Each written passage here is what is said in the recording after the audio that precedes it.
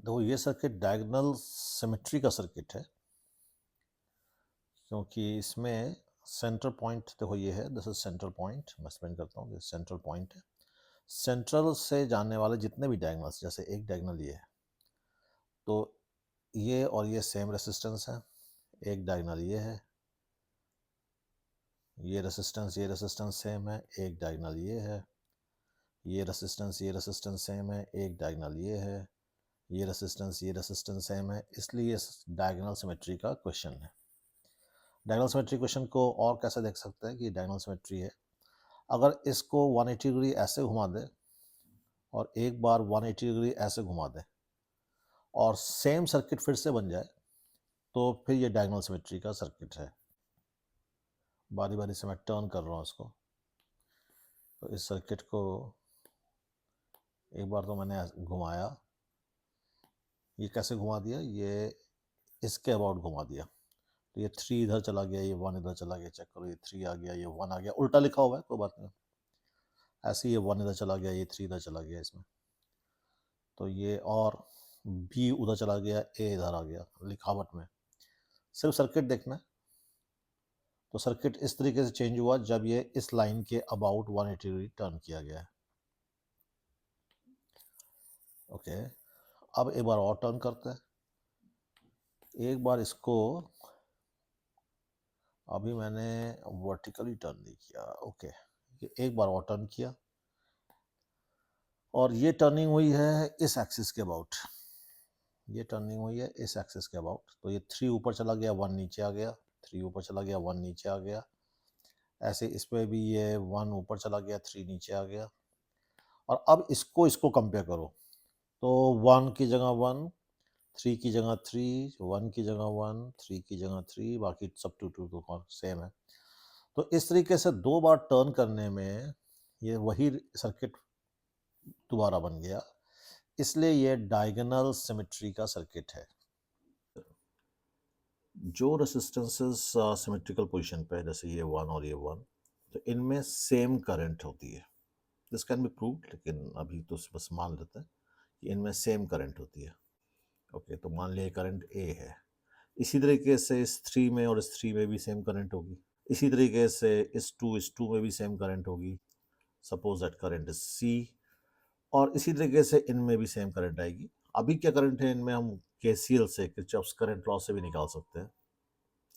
इसमें जाने वाली करंट है ए माइनस सी और इसमें जाने वाली करंट है बी प्लस सी।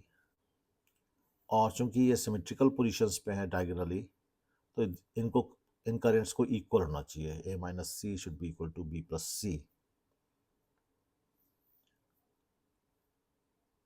तो इससे हम सॉल्व करें तो 2c की वैल्यू आ गई। ओके, अब मैं क्या कर रहा हूँ, इस लूप में, यहाँ से यहाँ तक इस लूप में ए से चलते हुए ऐसे क्लॉकवाइज और वापस ए तक आते हुए केवीएल लिख रहा हूँ, किरचॉफ्स वोल्टेज लॉ, इस लूप में। So it will be we A minus 1a minus 2c, और करंट के ऑपोजिट जा रहा है माइनस 2c, फिर इसमें बी में करंट का ऑपोजिट जा रहा है, इसलिए प्लस साइन के साथ प्लस 3b, और फिर घूम के वहीं आ गया equal to V A. V A cancel हो गया और हमारे पास ये रिजल्ट आ गया। और इसमें मैंने 2c की वैल्यू जो ऊपर रखी थी, निकाली थी, वो रख दिया इसमें, और इसको सॉल्व कर रहे हैं तो we are getting A equal to 2b। Okay, अब मैं क्या कर रहा हूँ, ए से बी तक की इस रास्ते के लॉन्ग, ए से चलेंगे इस रास्ते के लॉन्ग, जिस रास्ते के लॉन्ग ये मैं इंडिकेटर चला रहा हूँ, इस रास्ते के लॉन्ग बी तक लिख रहा हूँ किरचॉफ्स इक्वेशन। तो चलो लिखते हैं। तो स्टार्ट विथ वी ए, इस रास्ते के लॉन्ग लिखने आ रहा है वी ए, फिर माइनस 3b, फिर minus 2 times B plus C minus 1a, और पहुंच गए बी पॉइंट पे इक्वल टू वी बी। इसको सॉल्व कर रहे हैं, V A minus V B यहाँ से, तो इन टर्म्स को दूसरी तरफ ले गए और 2c की वैल्यू रख देंगे इसमें, 5b प्लस 2c की वैल्यू जो ऊपर निकाली है, और फिर इसको सॉल्व करेंगे और लास्ट में a की वैल्यू 2b है, तो will put the value of 2b, तो a की जगह 2b रख देंगे, सो दैट इज 8b।